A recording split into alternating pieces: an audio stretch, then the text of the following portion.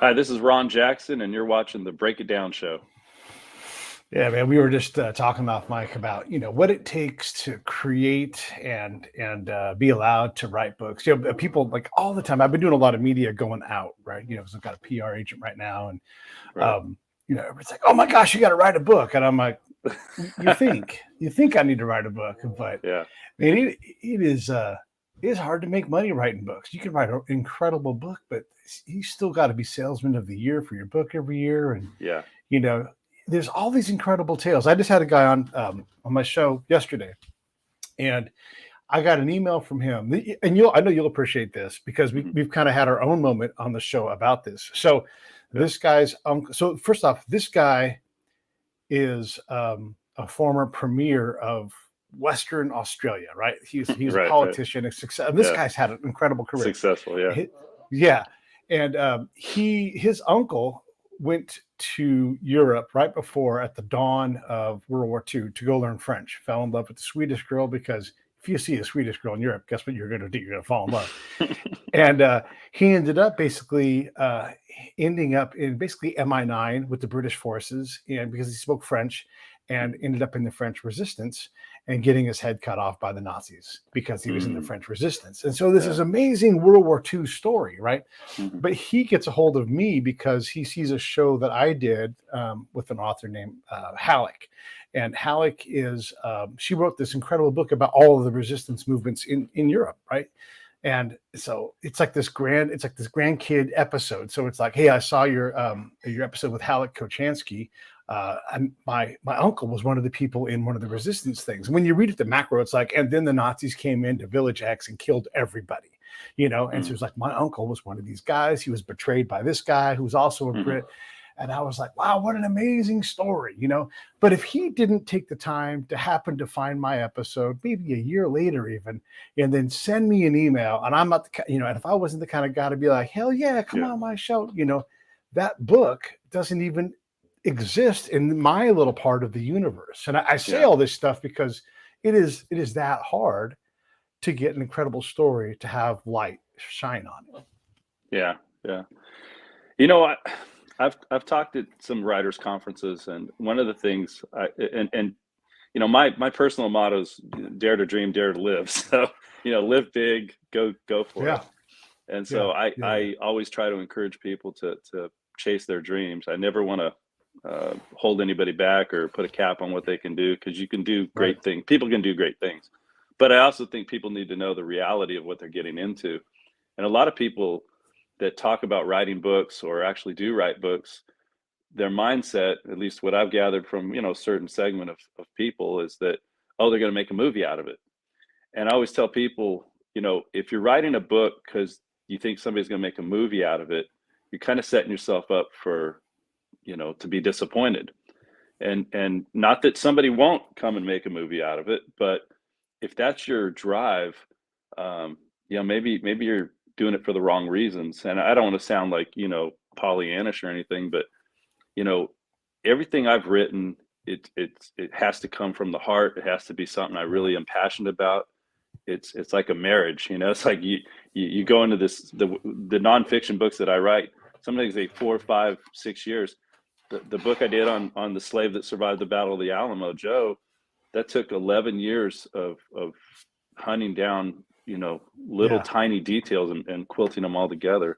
But my point is that people, you're not going to get rich. Don't expect to get rich. But you might, I mean, don't exclude that, but do it for the right reasons. So Next week, I'll have a guy on the show named Jerome Preisler. He wrote a book about the guys that jumped in before the guys that jumped in for D-Day, the Pathfinders. Wow. Yeah. And that book, it's amazing. It's amazing. And then one day, after it published, it went crazy, and it went bestseller on him, and he made a bunch of money on it, And so that also happens, And so maybe like, here's a book you wrote right here, Fight to the Finish. And this is a great book, man. And so many details. It's amazing. it was fought in Southampton Bay, in Benicia, my hometown. You and I, we did a show about it, and it's just this. It's one of the most famous early fights in professional fighting history. Actually, kind of illegal, really. Yeah, and clandestine. Just the detail, right? And so, it's another one where like they should make a movie about this book, but even if they make a movie, and this, like as an author, you're like, you're making a movie out of my book, yes, and they're like, yeah, here's your check, and you're like, what the fuck did you do to my story? Yeah. Well, that's a whole other level of acceptance, right? Because they're going to take some artistic liberties, throw a love story in here or there or whatever. But not everybody gets to be J.K. Rowling, where they get to kind of dictate, exactly how the book translates to a movie. But I think that's a good problem to get to. I remember reading a story about a guy who he wrote the book that ended up being 8 Men Out, about the Black Sox scandal from the World Series. And I think the guy was receiving royalty checks, because they had opted the book, so that every year he was getting these checks, and when they finally did it, he was thrilled. He thought the movie came out great. It was really true to the book, but he said, I sure do miss those checks. So it's not all bad. If you get to that point, you're doing good. You're in tall cotton. You're doing good. Yeah, you are in tall cotton. But it is a thing also where they buy the rights to your book and then they sit on it and they're like, we want the rights. Well, we'll cut you a new rights check in 2 years, and you're like, would you make the movie? Like, probably not going to make it. We missed the time. But we'll buy the rights. And you just so. Well, I did some research on that, and I came across, and this is business 101, right? But I've read where some people had bought rights to a book just so it wouldn't be made into a movie, because they had another competing story that was somewhat similar. And so I don't know. I mean, it's Here's the link to Fight to the Finish. There's that right there, you guys. Great book. And then here's the book that we were going to talk about today. The book on Gene Stallings and Bear Bryant. Bebes and the Bear. Yeah. You got there. It is. Right there. Yeah. And Bama's in the news, right now, because obviously Nick Saban left. And how many times does a coaching program get two legends like? And we're gonna, Gene Stallings. Okay, he's great. He won a national championship, but he's not on the level of Bear. Not safe. Yeah. Great man, and won a national title. His legacy is solid. But when you talk about somebody like Nick Saban, you're just talking about another level. This guy coached at Alabama, I think it was 15 years, 6 national titles, and God, how many? What was it? 11? No, 9 SEC championships, and then he won another national championship with LSU, for 7. But I mean, at Bama, he won 6 national titles in 15 years. That's unreal. Bear Bryant. Can we? Yeah. Go ahead. I was saying, Bear Bryant. Can we say that he's? Go ahead. Bear Bryant coached 25 years at Bama and won 6 titles. So, and he was legendary, Yeah. Can we say that Nick Saban is more successful than Bear Bryant, or is Bear Bryant's shadow so big? His character, his charisma, his legacy will never dim, at Bama. But I mean, if you just look at the numbers, and the other thing too is I think Nick Saban was competing in a much harder era, meaning I think recruiting was harder. You have this NIL coming in, which is personally, and this is pure speculation on my part, but I think that may have been one of the reasons why Saban, it adds a whole other complicated layer when you've got these portals where players are going into these portals every year and they're getting these NIL deals and they're hopping from one school to the next. It's hard enough recruiting, let alone dealing with all those kinds of headaches. And I think that might have had something to do with his departure early, because that guy's at the top of his game. I mean, yeah. I mean, you don't want to compete with him walking in and looking at the mom's curtains and talking about her window treatments and just charming the pants off mom. And now he's got to go back out and recompete for the same kid, and get this. It becomes a lot. Yeah. If you got a buck stud and then he goes in, gets an NIL deal somewhere else and he jumps town, now you got to replace that guy, So I think that's a tough thing to deal with.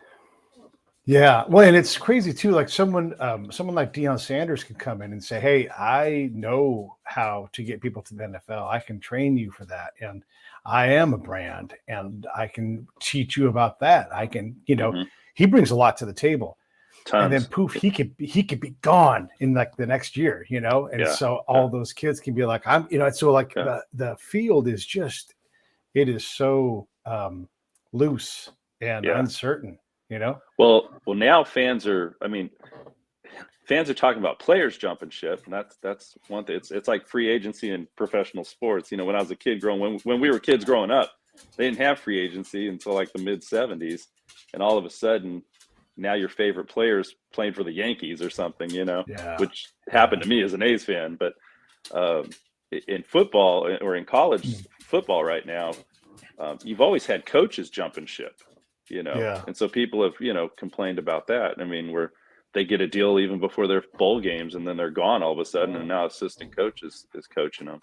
So Yeah. that's it's, I don't know. I think they're going to have to, with the portal, if there's going to be any stability, like in the quote postseason, I think they're going to have to come up with some kind of rules that everyone can agree with certain dates and stuff, because it's like that the Georgia game. I don't remember what bowl that was, but 25 players was at Florida State, or didn't even, they left. They were gone. Poof. Yeah. Yeah, Yeah.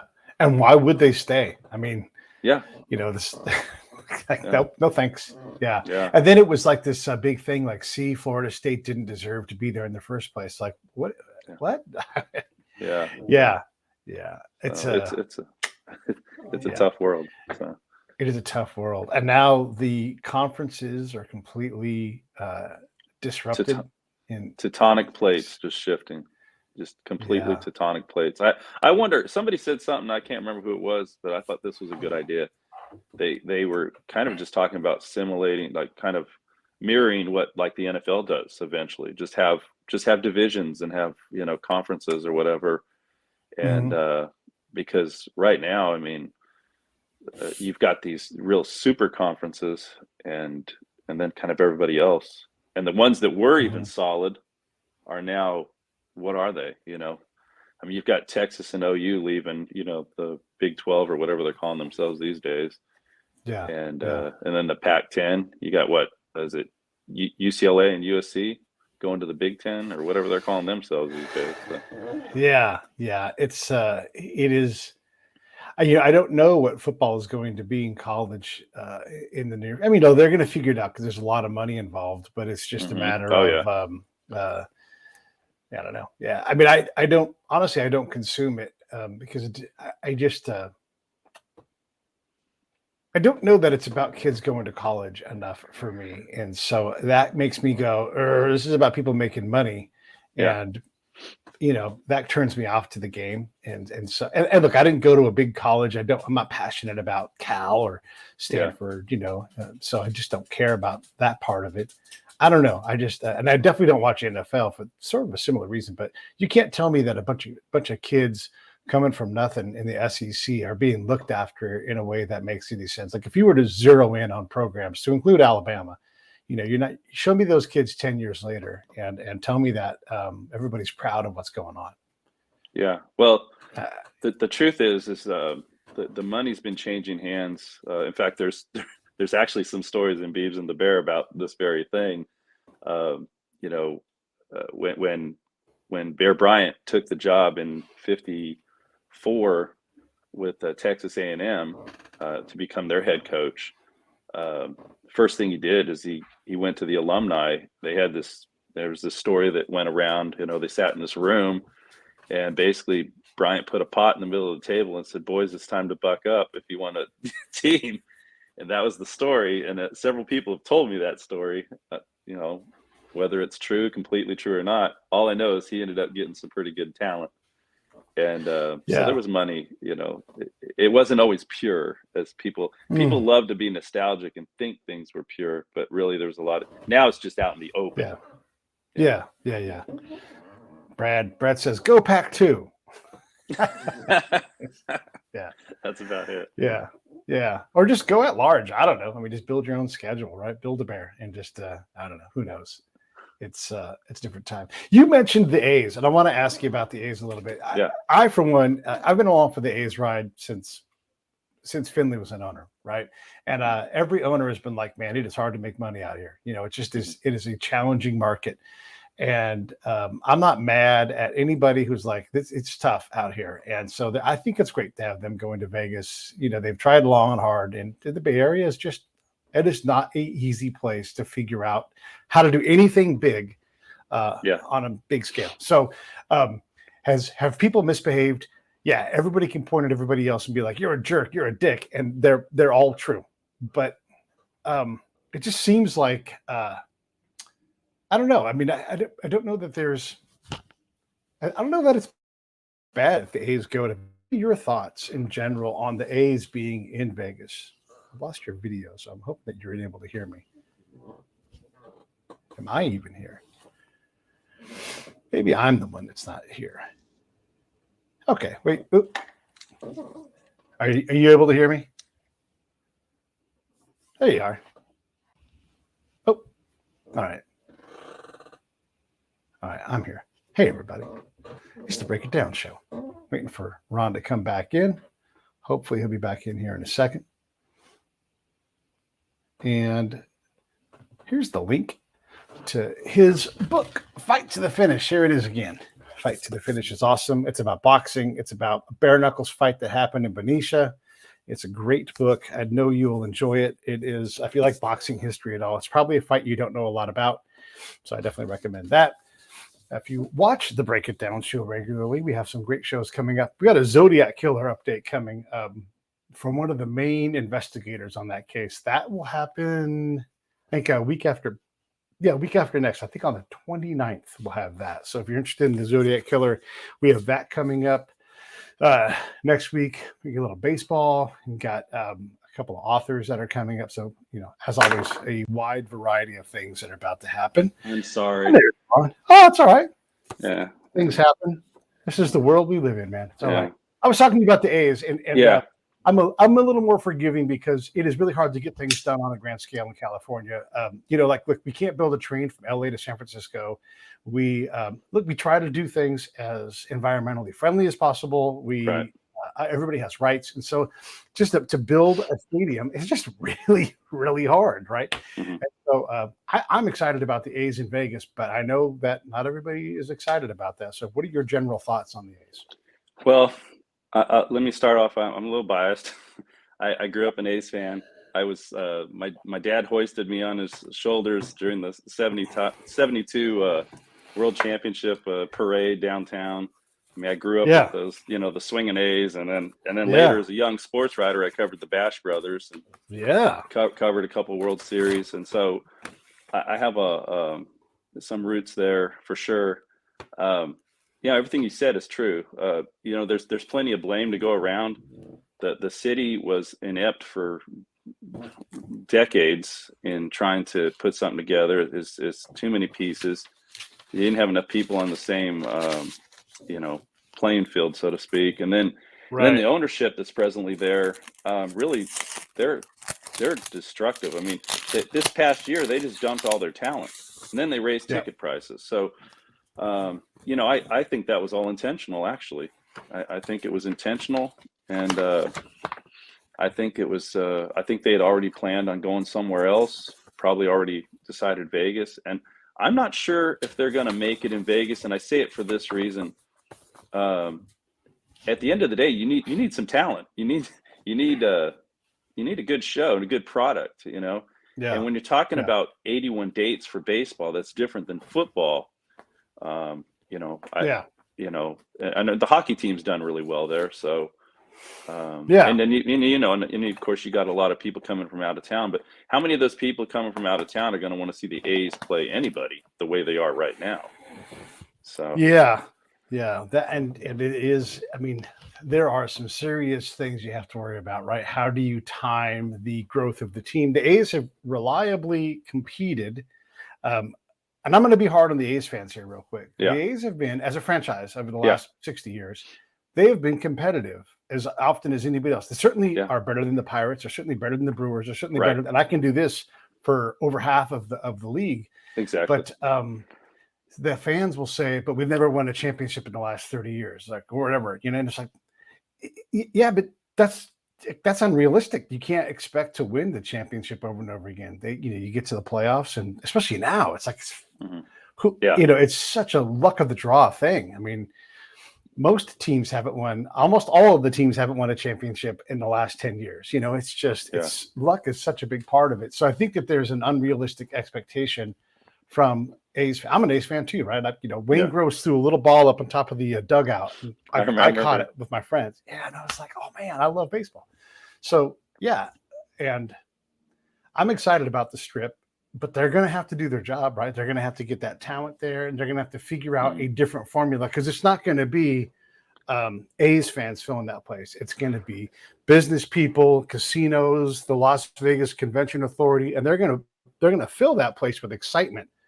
Yeah, but it's not going to be, the A's fans in there, I think. Yeah, I was, of course, I was a young sports writer for 11 years. I mean, I was a sports nut growing up. And of course, I'm a little different now. I'm older, and so I've got other interests. I love my writing. I have other things that I dedicate my time to. But I enjoy watching stuff. And if I'm any fan of anybody, it's the A's, because there's it's deep in my roots. But when they started dumping talent this last time, I checked out of last year. I didn't even watch games. I didn't even really follow the scores, because it was so depressing. And it's as an A's fan, it's tough being an A's fan, because when they trade off your best talent for 5 prospects or whatever, they're prospects, and you may not see them for several years, and so it's hard being an A's fan, and I mean, like now, everybody's excited about the winter meetings and who's going to sign Ohtani and all that. Well, as an A's fan, you just turn the channel, because you're not even going to be in the rumor mill. So they're going to have to change that formula, I think, to be successful. The Giants are in a similar boat, right? They had their run, and again, they did win 3 titles in the last 15 years, and they were never the best team, but they struggled to sign. And one of the things Buster Posey's like, hey, it is harder to sign here because of the perception of how things are in the Bay. And the Bay would reject that. But then again, you drive around parts of San Francisco and Oakland, and if mama don't want to come because she thinks her kids are going to be, access to danger, guess what? They're going to go somewhere else. Now, LA can get over that because it's LA and bigger money, bigger things. But I don't know that San Francisco is going to get out of its own way, because they struggled for a long time to sort this out. I mean, Barry Bonds is an exceptional player, right? But how do they get into their Barry Bonds? Well, and if you look at when they had Barry Bonds, how many World Series did they win? None. None. They won none. So, that's kind of, I guess I always go to that one as an example of that's a team sport, where you've got to have other pieces and other parts. And those Giant teams that won those championships had those role players, had those great, those stars, enough stars and enough talent that they won. But look at the Angels. They arguably had 2 of the best players with Ohtani and Trout for I don't know how many years, 5 years or whatever it was, and they couldn't get out of their own way, because they didn't have pitching. They didn't have, aside from Ohtani, they didn't have anything. Right. So I think with San Francisco, though, I think that you got to, these guys are rich too, so they can kind of buy whatever lifestyle they want, probably not worried about stuff like we might, they can fly in and fly out and all that kind of stuff, and get the penthouse or whatever. But I think that the thing with the Giants and why they're not really appealing right now, even though they play in a fabulous ballpark and have a wonderful history, they're just kind of mediocre, and I think somebody signing there's going, well, I'll sign there, but who else is going to play here? That's just my 2 cents. And is the ownership and is the ownership going to buy another dude to help me out? Right. Exactly. Are they going to go cheap on me or what? Yeah. Is it because I know the Bay is a big market, but is it? I think it's it is the smallest multi-team market. I mean, it is not that big. You know, Chicago struggles to support two teams at the same time. You know, Houston doesn't have to do that, and so how can the Bay really support two teams? I don't think that they can. Yeah, I mean, you're not wrong, but Yeah. I would just offer this. I think it kind of comes back to when they're good. I mean, I would like to know the numbers like '89, the Bay Bridge series. You know, when the Giants had their great team and the A's had the Bash brothers, and they played in the series. Unfortunately, you know, and sadly, there was the earthquake that year. Right. But you know, the A's were drawing several million people. Probably should have drawn more. You know, the A's fan base probably should have showed out more than that. But both of them, I think, were pretty vibrant at that time. So I think it kind of comes back to talent, you know, to product. If you have a good steakhouse and there's good steaks, they're going to fill the seats, you know. Yeah, I think it's the same way and with sports, you know.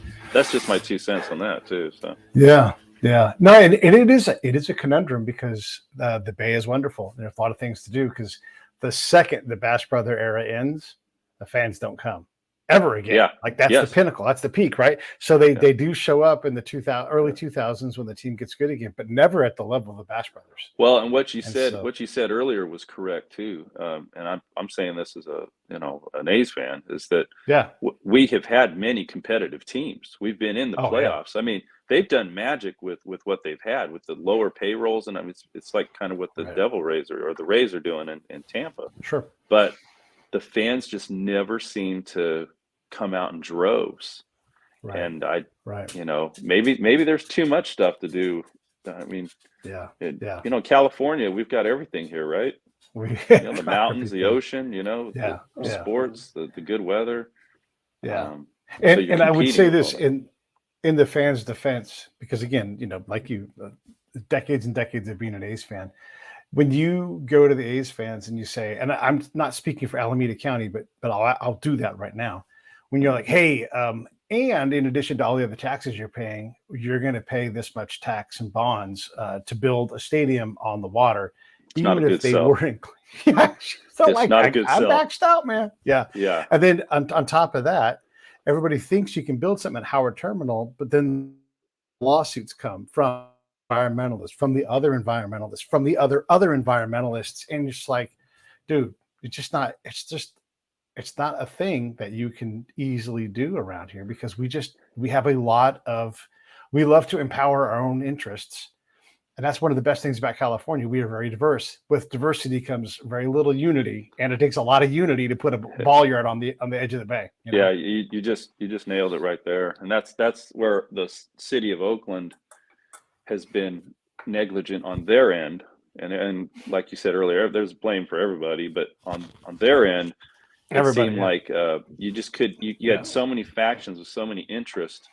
It was hard to get people on the same level. Yeah. And like you said too, you know, citizens, they want the A's. They'd love to have the Raiders there and the Warriors and stuff, but you know, you got so many other issues going on in life that need addressing. You know, when you have a lot of people, it takes a lot of money. That's why there's just so many issues in Oakland. It's just a hard place. Yeah. It's a hard sell to say, hey, we're going to buy this billionaire. We're going to pay X amount of dollars for this billionaire to build this stadium. Yeah. So. Yeah. And that disdain comes from a certain kind of culture that we have in the Bay, especially Oakland, Berkeley, you know, and I mean, right now, People's Park is boxed off to build a tower because UC Berkeley needs more student housing and people are losing their shit over that. You know, and so like it's just like it's very, very challenging to get anything on that scale done, you know, and it's showing. Well, and how many people and I'll get off the soapbox, but how many people want to be politicians right now? You know, you know what I mean? How tough a job is that to try to hurt the cats? To try to lead and I mean, even if your heart's in the right place or you're trying to be commonsensical, that's got to be maddening, you know. So. Yeah, yeah. No, absolutely. And if you don't give the perfect answer, boy, oh boy, everybody will be pissed off at you. Yeah. It's I'll crazy. just stick to my books and my writing. Yeah, let's get back to books and writing and let's talk about this. So, all right, what do you want to talk about? We touched on Fight to the Finish, which is a fantastic book. And seriously, if you guys like boxing or someone in your family does, ta-da, Fight to the Finish. Here is the link for that. Legitimately, like get this. Any fight fan, get this book for them. Don't screw around. It is amazing, and like you can't believe how detailed this thing is. There's so much stuff in there, and you might be thinking, "What the hell is Pete talking about?" I'm talking about like one of the earliest heavyweight lineal champion type fights. And right there it is. This is awesome. I'm telling you right now, fight fans or friends of fight fans, get this. It's a great gift. Promise. They will love it. I'm gonna put that up there. That's my endorsement. You have to get that. Thank you. What do you want to talk about? Well, we can talk a little bit about Beaves and the Bear. All right, let's do You it. know, so the book is about the relationship between Coach Bear Bryant and one of his proteges, Gene Beebe Stallings, who played for Bear at Texas A&M and was one of the famous Junction Boys of 1954. And for people who don't really maybe haven't heard of the story of the Junction Boys, when Bear Bryant came to A&M as a head coach, he had this idea. He wanted to separate the wheat from the chaff, and see who really wanted to play football. And at that time, Texas was, they still talk about it today, historically, was enduring one of the most epic droughts in the state's history. Cattle were dying, people were dying. I mean, it was just not a good time. And he took 3 buses of players from College Station out west to a little town called Junction, Texas. And they went out to, it was an old adjunct kind of, student outpost of A&M, and the field that they practiced on was covered in goat heads and dirt and rocks. They literally were playing tackle football in this stuff. Because of the drought, there was, it was just decimated. Um, and I've been to all these sites. I try to do that with all my books. I try to go to these sites and study them and everything. But it was a 10-day camp. People were passing out. Because this is an era too when coaches and stuff believed, if you give your athletes some water, that's going to make them soft. So they were really restrictive on liquids in the body. So you can only imagine what it's doing to the muscles and that kind of heat and those kind of conditions. For 10 days, it was literally hell. And I interviewed a guy who worked at a gas station there at that time, just a young kid at the time. And it was a gas station and where you can get your bus tickets too. And he said every morning he would come to work and there'd be like several guys from the football team getting a ticket out of town because it was so brutal. And he'd ask them, well, where are you headed? They said, anywhere that gets us out of here. And they came back. By the time the 10 days were over, they came back in one bus. And the numbers kind of vary, but there were like maybe 70 something, football players that quit.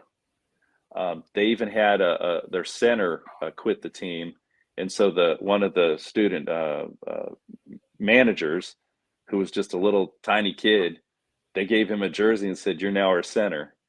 And the one of the survivors, they call them survivors, and rightfully so, was Gene Stallings at the time. He was a 6'1", rail thin, 6'1", 165-pound receiver out of Paris, Texas, and just as gritty and as tough, and wanted to prove himself, and totally bought into what Bryant was doing.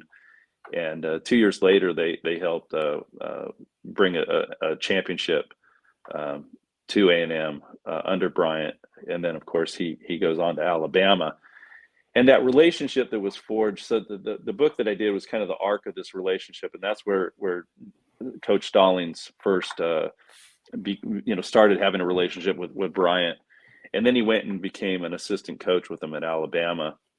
And then the book goes all the way to where Stallings becomes the head coach at A&M, and him and Bryant meet in what is a pretty well-known 1968 on New Year's Day, the Cotton Bowl, and they coach against each other. And that was a pretty big event at the time. And so that's kind of the arc of the book. It's actually the first book, Pete, that I ever did that wasn't my idea. An editor at Texas A&M Press, because I like to pick my own stuff, because you got to be passionate about it, and so I have stories I want to tell. And Tom Lemons was an editor at Texas A&M Press, and he had called me one day and pitched the idea to me about this book, Bebes and the Bear, and I almost didn't do it, because there's been a small library written on Bear Bryant, and I like to do stories that kind of advance the story or tell something new or a new angle or something. And so I started looking into it, and really, aside from some mentions in books, the actual relationship between those two guys, there hadn't been a lot done on it. And so I thought it was something new that I could add to history. And fortunately, I was really lucky to be able to interview and spend several days with Coach Stallings at his ranch in Paris. And so anyway, that was kind of how that whole thing got started. So When you do a book about a Texas A&M event, do they commit to like, hey, we're going to push this thing, we're going to put it in the bookstore, and we're going to make this as a Texas A&M story? Are they helping sell this thing? Yeah, I mean, as much as university presses can, Sure. And I've even heard, I've talked to authors that have had stuff published in the New York market, which is kind of the major leagues, and they've even said that it's hard to get press money. It seems like a lot of money goes into somebody like Hillary Clinton or some famous author that's Stephen King, which seems to me like that is, I don't, they understand it, I guess. I don't, because it seems like if those people write something, people are going to buy it in droves anyway. But if you have a good book from maybe a young up and coming author or something, you might want to put some money into that. At least that's what my understanding is. So I did the book launch though. This was kind of cool. I did the book launch in 2019 before in College Station outside the stadium, right before an Alabama A&M game. So, and we were selling boxes of books that day. I mean, it was just, they couldn't bring the boxes out fast enough. But I think in most publishing houses, you're kind of on your own. And so, I mean, you've probably heard that from many other authors. You're kind of on your own at that point. So, yeah. And they're like, they don't want to print too many copies, like, you've been through two printings. That's pretty good. And you got to be like, no, I can sell more. And you got to convince them. And they're like, we're not so sure. Oh, you know what? We agreed to it, but we're not going to do it. And you like really got to I've worked with two university presses, A&M Press with Bebes and the Bear, and then Joe the Slave, who became an Alamo legend in 2015 with University of Oklahoma Press. And I was fortunate in that both projects were, editors wanted them out. They were fast tracked, they got treated well. But I think at the end of the day, university presses, they're publishing stuff for knowledge, information, that sort of thing. I don't think there's a real business. They're in business, but they're not business savvy, like, making money. Enough to keep the lights on and keep doing the wonderful books they do. And I'm thankful for that there are presses like that out there that allow us to tell these stories and stuff. So I'm grateful for it, but that's the reality of it, And I don't know what their budgets look like. I think they're like this book here, this Bebes and the Bear, was part of a really fantastic sports series that they're doing over at the press.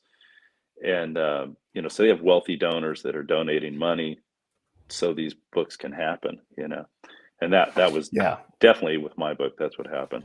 So we got I'm in a book, a university press book. I wrote an article for this thing for the NATO anniversary. And you're right. Like these things don't get published unless, a bunch of authors are like, we'll forego any kind of profits. And then they publish this thing. It's got a bunch of thought leadership on NATO and conflict and everything. And you're right. And then you need these kind of press publishings, because for sure Random House isn't going to publish something on that. So you're right. There's a great spot. I mean, let's not bash too hard on those guys. But, what are you working on now? Like what's next for you? Well, it was supposed to be out in December, but it's been pushed back. I just recently finished a manuscript called The Ride, and it's about the legendary bull rider Freckles Brown, and Hmm. the most iconic 8 seconds in rodeo history. He rode a bull named Tornado, who in his day was the meanest, bull to ever, leave a chute. And he was Hmm. 46 years old at that time. Was kind of like Evil Knievel, had broken every bone in his body, and Yeah. amazingly was still at the top of his game at that advanced age in bull riding. He started bull riding in 1937 and Jesus. didn't retire till 74. But he was just a beloved guy, a real tough cowboy, and an amazing story. I stumbled upon it while I was a reporter at the Oklahoman in Oklahoma City, and it was just one of those stories that just grabbed me, and I knew I had to write that book, and so I had been squirreling away information on that. I'm always doing that from project to Yeah. project, even if I'm working on a certain project. I'm always squirreling away information or files on for my next project, But that one's Yeah. supposed to be released really any day. So, I mean, Yeah. probably realistically, probably February. Okay. So, Well, it's yeah, almost February, so good. Looking forward to yeah, that. yeah, When people try to compare like greatness and everything, or they try to put like Aaron Judge or Aroldis Chapman into like Babe Ruth's time, like Aroldis Chapman would just destroy Babe Ruth. Like if Aroldis Chapman was born in 1895, he would be born in like the Bahamas, and he would never become a major leaguer. And when you think about someone like Freckles, how in the world does someone even survive like the lack of medical capacity to be someone who breaks all these bones? And I mean, it's a miracle that he even yeah. lives through all of that. Like the access to antibiotics is very limited, if at all, for someone like that where he lives. It's amazing that he's alive to get to the Well, 70s in that I've sport.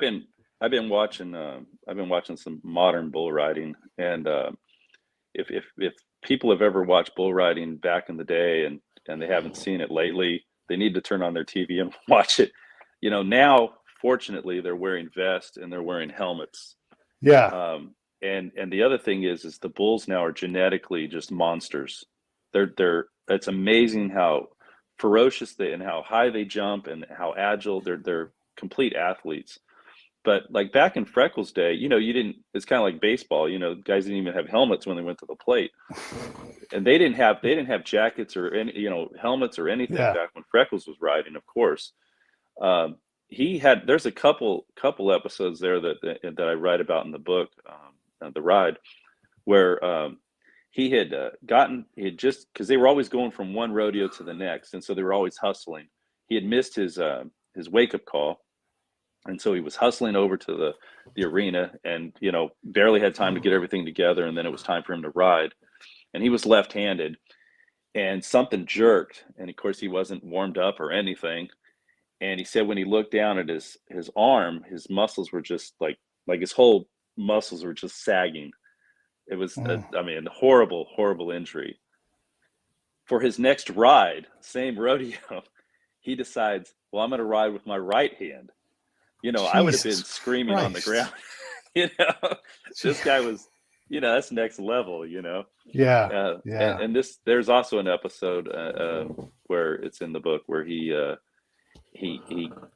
ends up getting bucked off this bull and broke his neck and was in traction for months and was in Yeah. a full cast and everything and Yeah. went back to riding. I mean, that's just what they did in those days, It's they, just the amazing. Yeah. mentality, you know, I don't, Yeah.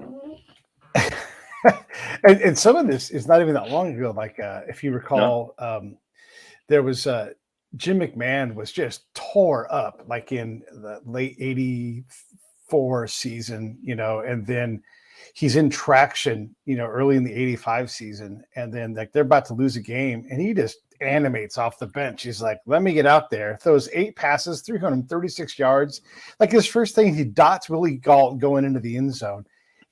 Earlier that week, he was in fucking traction, and you're like, yeah, "You're gonna go play fucking football." yeah, yeah, Oh my god. yeah.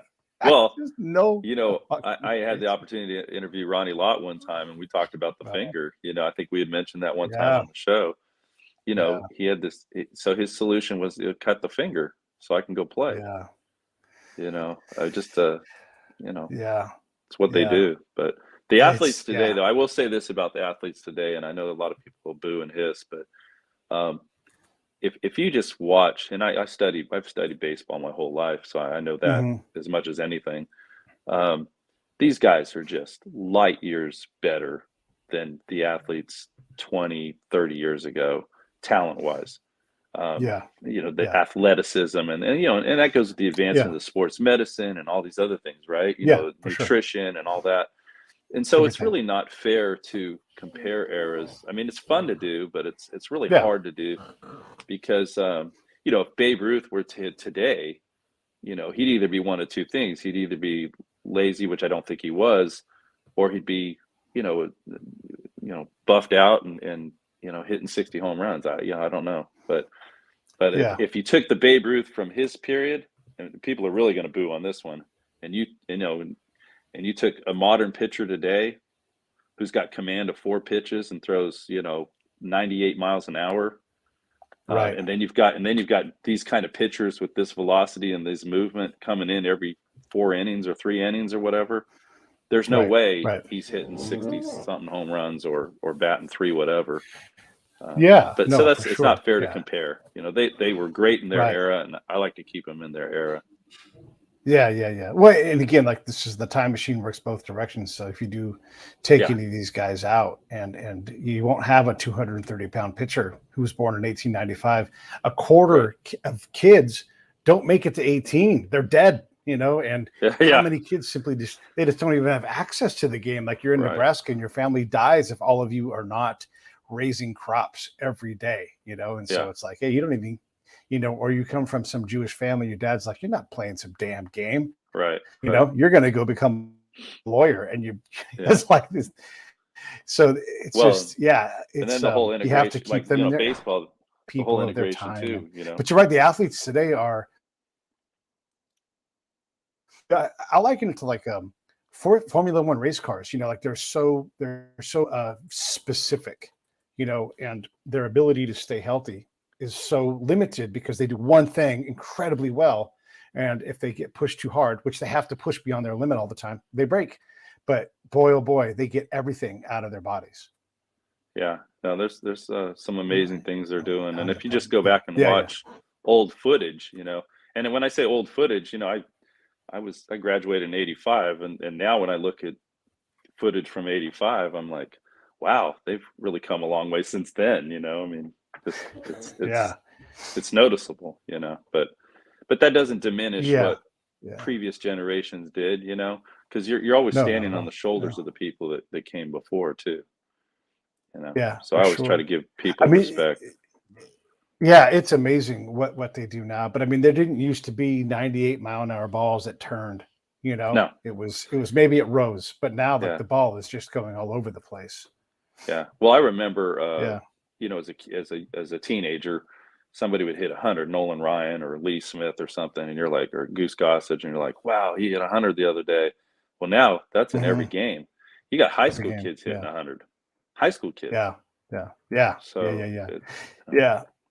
it, Yeah. One of the things that occurred to me is like people often talk about the integration. It's like, oh, that's pre-integration. Like integration is a culturally important thing, and it definitely changes the game and brings a lot more talent in. But the right, introduction of video and the ability to see and coach and develop and repeat and ability, like it's just that is such a bigger impact. Or the development of tendon replacement and tendon treatment is so much bigger. I mean, it used to be like mhm, at 32, pitchers were almost all done.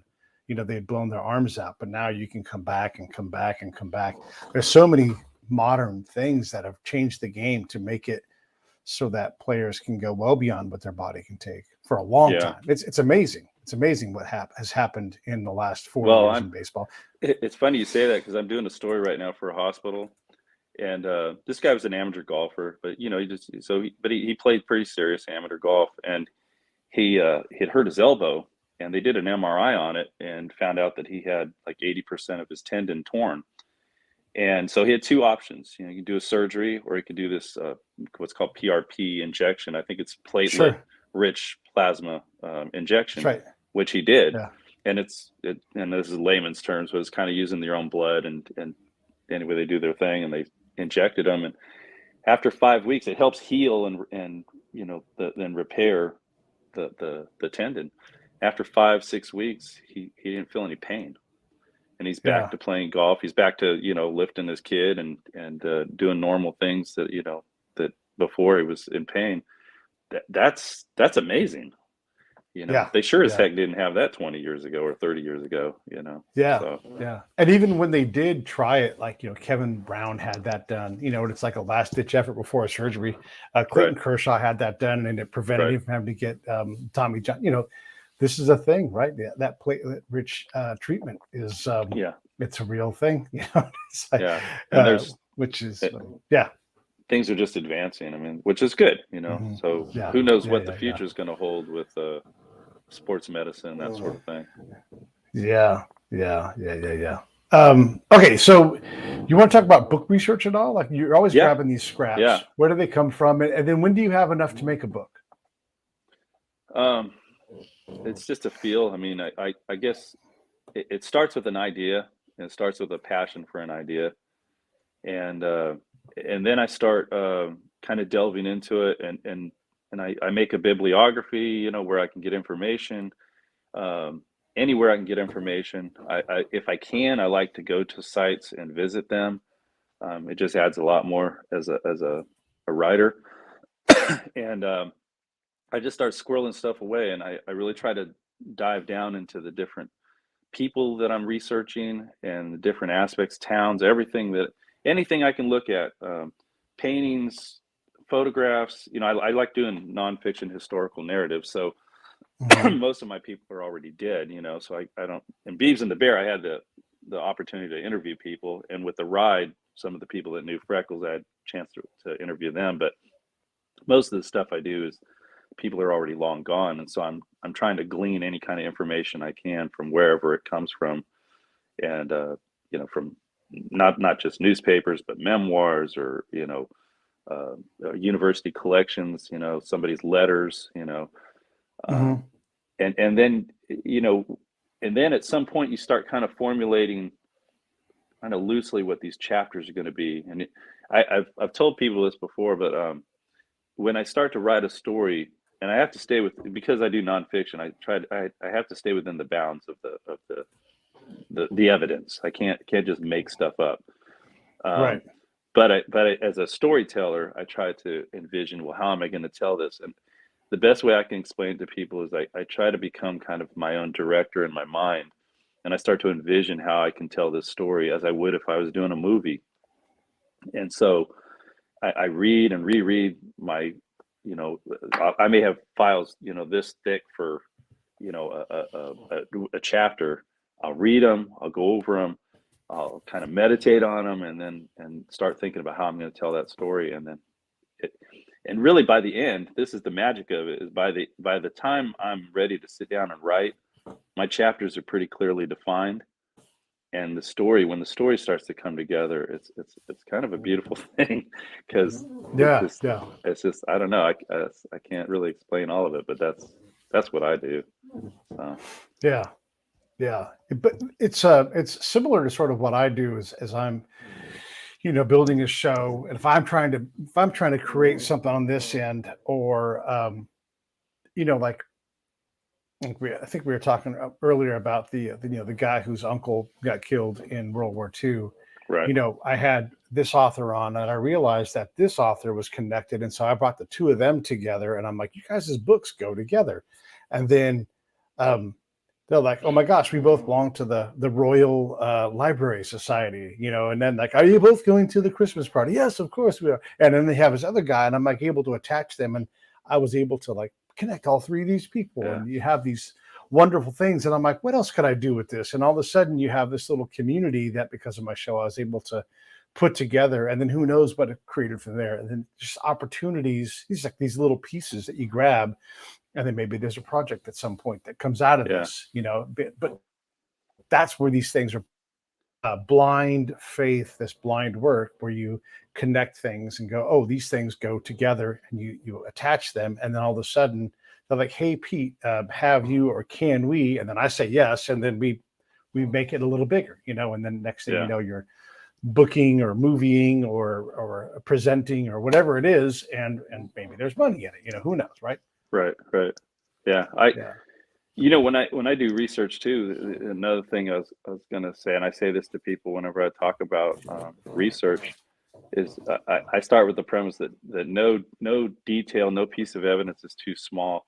I've literally found stuff that I knew was a nugget, just a little tiny nugget that might be a sentence in a book, or maybe a paragraph if I'm lucky. But that's another piece of the puzzle. As when I'm trying to piece together history, I'm always looking for those pieces that I can put together. And if I get enough of them, it creates this beautiful mosaic that tells a story. Hopefully, that's my goal. Hopefully. And so that's what happened with Fight to the Finish for sure. I was going to ask, because it seems like that. Yeah. Everything that went into that book was just little pieces of the puzzle. Of course, I had a gentleman Jim Corbett's autobiography, but aside from that, there were a lot of just really tiny pieces and little remembrances and stuff that all you quilt it all together and it tells a story. That's what I do with all my books, really. And there's the people that have a lot of this information housed in the collection. We were talking with the guy yesterday, Peter is his name, about World War II. And you might go to a place that has the specific information you want. And, it's just, there's so many pages that it can't all be consumed. And you might find yourself in a little portion of history that's been recorded, but no one else has looked at it for 80 or even 100 years, if it's, recent history. And no one's ever going to, because it's just this little corner, often a little lot of history. And you're like, if I don't record this, no one is. Like this little newspaper article about this thing is not important to anybody, but here it is right here. This thing happened, and no one's read this article in 85 years, and so I just take these things and clip them, I've been in those situations many times doing research where, I may be the first person that ever touched something that was going to go into a book. That definitely happened with my Joe the slave that's became an Alamo legend. He survived the Battle of the Alamo, and piecing together his life from cradle to grave was an epic undertaking. A lot of rabbit holes that ended up in dead ends, but I had a friend who his name was Gaylord Shaw. I considered him a mentor, and just a wonderful, wonderful man. He worked for the LA Times, and he was in the Washington Bureau. He found himself in this government. This kind of goes to what you were speaking about. He found himself in this government building, and he started rummaging through it. Well, they were records of federal dams that had been built across the country. And as he was looking at these documents, again, nobody, just some little tiny off the shoulder, office that nobody paid attention to. He started looking at how there were all these major cracks in infrastructure problems with these federal dams in different locations across the country that had been neglected, swept under the rug, whatever. And he started writing articles on this as he got deeper and deeper into it. And at the time, he published one story. He said at the same time there was like a major dam, I think in like Georgia. Jimmy Carter was president at the time, and this dam busted open and killed a bunch of people. He ended up winning the Pulitzer Prize off of that because he brought this thing into light, what was this really serious thing. And it was one of those things that nobody, even hardened journalists weren't even looking at, because right. But he just stumbled onto it in the darkness, so to speak, and brought it into the light. So it's amazing. Yeah. So you just gather these little nuggets, and the next thing you know, you're like, oh my gosh, I am a leading expert in the world on this topic. Yeah, it's true. Yeah.